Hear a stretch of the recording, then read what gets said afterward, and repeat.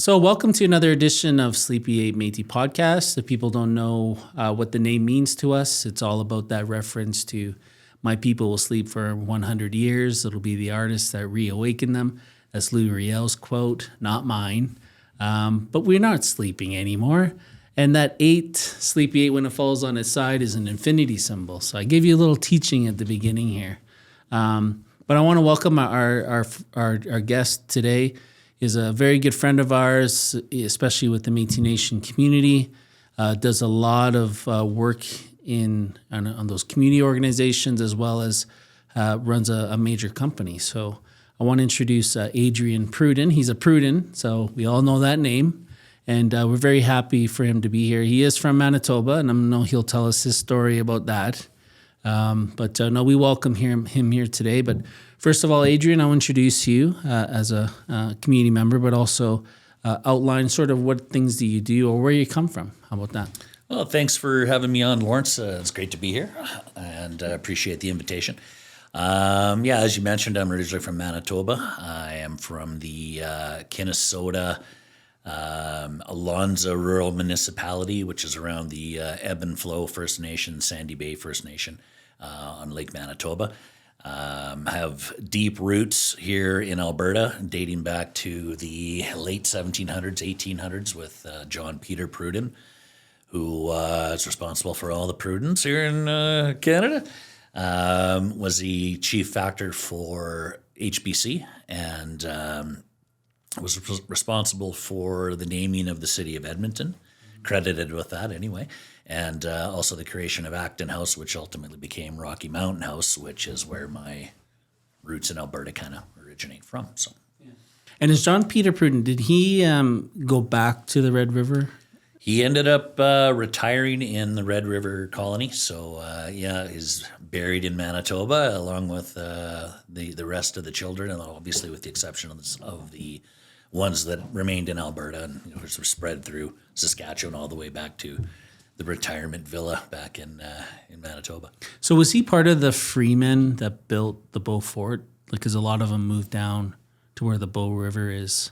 That I'm not 100% sure. I think it came after. Yeah, I believe it was after. Yeah, so the bulk of his escapades in obviously dating through Edmonton House, Fort Edmonton, and then Acton House, and then he was on to Carleton House and then headed west. So. Yeah, if anyone gets an opportunity to go to Rocky Mountain House and visit Acton House, please do that, because they built a wonderful Métis experience there. They even have Métis facilitators. Big shout out to Bernie Ouellette, the president up there in Rocky Mountain House, who's done a lot of work in that community. You know, I made my first trip to Rocky about 3-4 years ago, I want to say, and just headed down to that interpretive center they have in Rocky Mountain House. Just seeing the river flowing is it's kind of chilling, just kind of wow, and you take yourself back and see this is what it was like, and oh my Lord, you can just imagine seeing people transporting down the river, and it's an amazing place. Well, back with my presidency days, they gave us a camping experience at Rocky Mountain House that my kids always remember. And they put us right in the middle of the park, right beside the interpretive center, built us a nice camping area. And then, but we didn't realize right beside the cemetery. But nothing really happened. That was too bad. But no, we were very, very happy to be there. Because my ancestor worked at both Acton House and Rocky Mountain House, both the Northwest Company and Hudson's Bay Company. Nice. And people don't know that during the fur trade, the forts used to compete with one another. Just like what is going on in Fort Mac, where you can be one company, cross the road, and start working for that company. Kind of the same thing. They just built them at the same spots to compete with one another. That's the way it was, right? So Hudson's Bay Company wasn't monopolizing everything. Northwest Company kind of moved in, but yeah, it's interesting with just doing research over the past couple of years. I've traced some publications out of the region that trace my ancestor to trading partners with the Stoney Nakoda, who here we are, fast forward to today, we're building great relationships with through one of the community groups that I'm representing. So it's an interesting to have those conversations and then listen to teachings and stories that those groups have and compare them with the stuff that I've learned over the years. It's very interesting. Well, enough about history. Yeah. Let's talk about your, I guess, present day role at Pentagon Freight Services and what you guys do. Anything about Pentagon you want to let us know about? Yeah, I'm the vice president for Canada for Pentagon Freight Services, and we are a international freight forwarding company, project logistics provider. So what we do in a nutshell, kind of in layman terms, is we kind of act like a travel agent for oil and gas equipment, mining and energy related cargo. And that's moving anything from small packages, oil rigs or oil rings, through to oil rigs, major projects for a number of EPC companies here within the province. Of course, we've got a massive overseas contingent. Our office Our office started in the UK in 1974. And we are now 70 offices globally, about a $650 million privately owned company. And we do oil and gas, energy and mining equipment. And basically anywhere there's oil and gas, there's a Pentagon flag in the ground. And we service those companies to the best of our ability through air, ocean, truck, rail, project charters, air and ocean. It's a very involved business. And the way we like to operate here is that we offer a one point of contact setup. So the staff that I have the fortune to work with and have worked with for we opened in Calgary in 2000, so going on 23 years now. Our core group of staff have been with us 16, 17 years. All of our senior management are 30 to 45 years experience, and all of our operations staff are over 20 years, between 20 and 30. So we've got bar none, the most experienced logistical staff in the province, if not Western Canada. So I'm very lucky to work with those people. And you're the vice president? Vice president, yes. Yeah. And I oversee basically Canadian operations with a focus on business development and the project side of things. And where's the central operation is here in Calgary? Or? Here in Calgary, we've got an office in Edmonton and an office in Vancouver as well. Obviously, being oil and gas centric, we don't need to be anywhere else in Canada. We do cover the country from the head office in Calgary. So we work quite closely with a partner of ours out on the East Coast, which is a company called P.F. Collins. They are the original Queen's broker. I believe they're fourth or fifth generation, first customs broker in Canada. And we work quite closely with them to support offshore business on the East Coast and obviously represent them here in Western Canada as well. So do you guys ship lobster and that kind of things? That we don't. Oil and gas, energy and mining. So yeah, that's the one thing that we do to separate ourselves from our competition. We don't get involved in any other business other than our focus. So if you look at take our top 4 or 5 competitors, they're involved pretty well in all facets of logistics. So, they're shipping everything from frozen chickens to blue jeans to textiles, PlayStations, you name it. We're only shipping oil and gas, energy and mining equipment. We don't touch anything else. Mm-hmm. So we've got people that, like I say, have been in the industry for a number of years. They know the urgency of the oil and gas market, the need it yesterday mentality, and we're available truly 24/7, no answering machines. It's straight, you get someone's cell phone, you wake them up in the middle of the night if you need to. Hopefully it's not too often because we're pretty good at our jobs, but those occurrences do happen.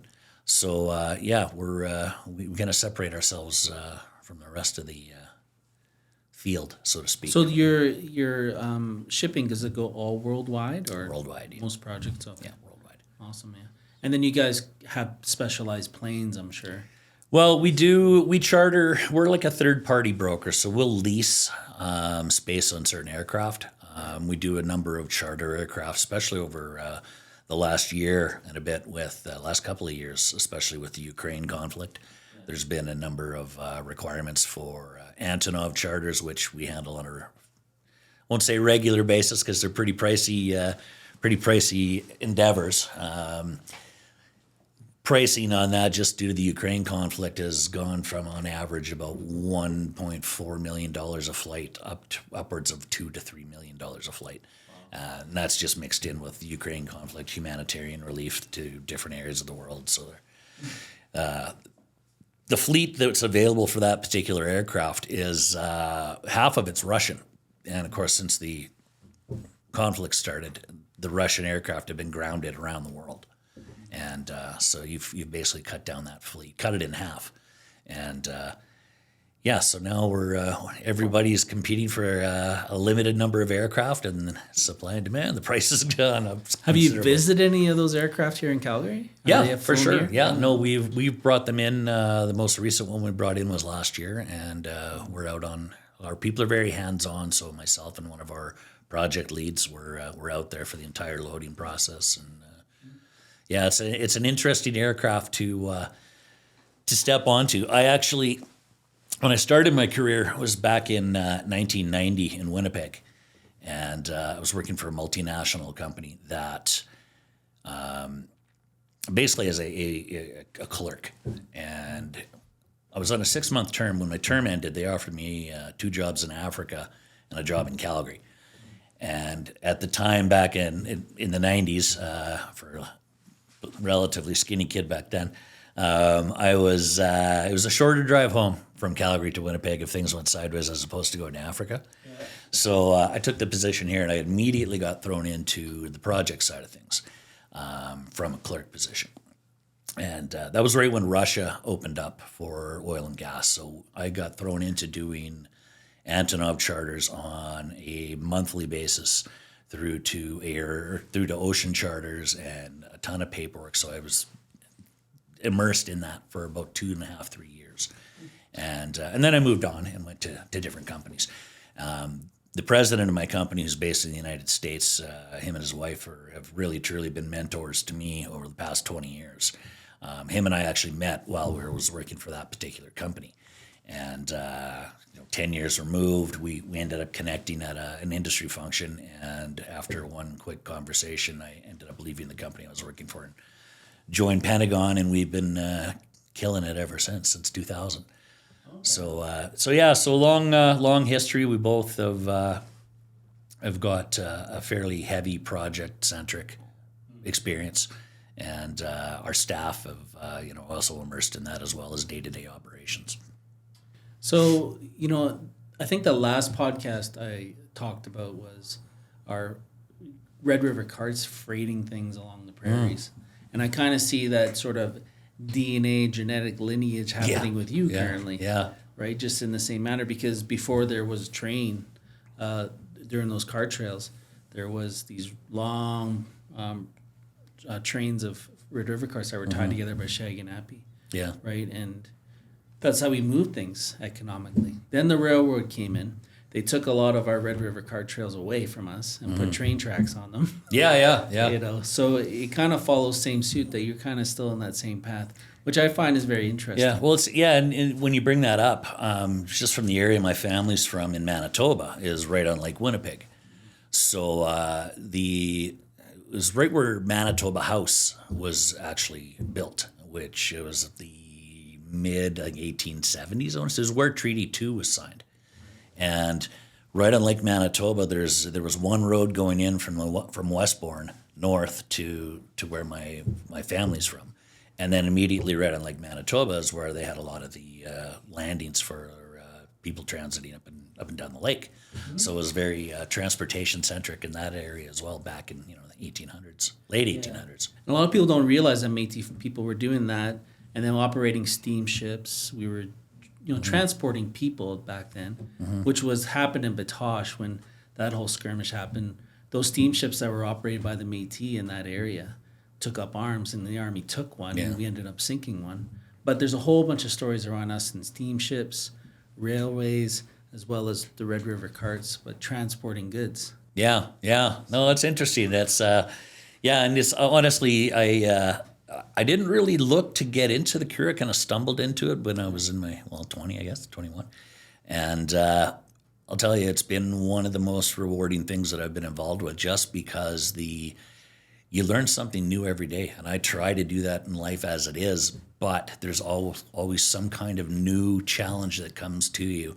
And I had a period where I worked about a year or two with a different company, and it was the same monotonous thing every day, and I just hated it so bad. So when the opportunity came to reconnect with this mentor of mine, I jumped at that like, it wasn't even a second thought. It was like, yes, we're going to do what we did before. That's great. So, and again, it's been new challenges, new learning curves in a lot of areas, and it's something I'm very fortunate enough to say that my job truly is different every day. So when I first met or heard about you, it was around the Straz time when the Humboldt Bronco disaster happened here. Yes. And Straz, certainly being an Airdrie resident, you guys helped him quite a bit in establishing, I guess, a foundation or some type of trust for him and doing a lot of fundraising for him. And we had given you an award, you and Cody Thompson at that time. Yes. And that was the first time I met you. And you guys brought Straz to our Métis event too, which is very unique for us. Yeah, it was a very close scenario for us in Airdrie. Cody, great friend of mine, he was actually training Ryan before the accident. So that's how he knew Ryan. And of course, when the accident had happened, it basically took the country by storm. And like, oh my God, it's just a tragedy that happened. And, I remember going out to a vigil the night of the accident where I think at that point, we still hadn't heard what had gone on with what Ryan's scenario was. And we had found out, I believe, just before or at the vigil that Ryan had survived. And so what we had done is I sit on a number of boards for community groups. And the Airdrie Oilmen's Association is one of them. That's how Cody and I initially connected. And we decided we needed to do something with them. And of course, there was another. The hockey community in Airdrie is very tight as well. So we had a number of people from the Airdrie Minor Hockey Association, Cody, the Oilmans, myself, etc. Got together and we set up with the assistance of CJ92. We got a concert going on in Airdrie, and through that concert, we managed to raise it was about $60,000-$70,000 for Ryan and his recovery, and to help him just along the process. So it was good. I mean, we've with that association through the Oilmans, we do a number of charitable events annually. I took over as president in 2012. Trying to find someone to take over that role if you want it. It's been a while, but in the amount of time that I've been involved with that association, we're just recently have donated over $300,000 to local charities, which through various events we do. A summer event. We try to do an event every quarter to engage our membership base and engage the city, and obviously benefit the charities. And Ryan's been one of the benefactors of the stuff we do. The North Rocky View Community Links Organization, Airdrie Food Bank, Airdrie and District Victims Assistance Society are our main benefactors, but we also donate to Tom Baker Cancer Center, STARS, Wild Rose Humane Society, and anywhere we can make an impact, we're doing that. Yeah, I know we don't have too much time, but I did want to mention Bikes and Bulls. I know you guys put that on hold. The bull riding event as well as the bikes that you guys do at the airport there, and then from what I know, the boxing event, charity boxing event that you guys do. Yeah, we just wrapped that one up here March 23rd as our 6th annual white collar boxing event where we take, initially it started as oil patch people versus law enforcement, but that ended up gravitating to where it is today, and we kind of open it up to all men and women of all walks of life. We basically train them in amateur boxing from the beginning of January through to the end of March, and then put them in front of 1,000 people in the Palace Theatre for a fully Alberta boxing sanctioned bout, and all for charity. So Well, that was my first boxing event I went to. Yeah. And that was just about a month ago. Yeah. But what an interesting experience. Just the loudness. It's an electric place. Yeah. But no, a lot of fun. I mean, everybody was having a blast, right? Yeah. That's what it's all about. Yeah, for sure. I want to mention Cultural Connections because that's a new, I guess, nonprofit that's being formed, and you guys are doing really good work up there. Well, Circle Connections for Reconciliation Group, I am the co-chair for that organization as well. And that was started in Airdrie here. We actually kind of formulated as a grassroots movement in 2020. Over the course of 21 and 22, we became a society.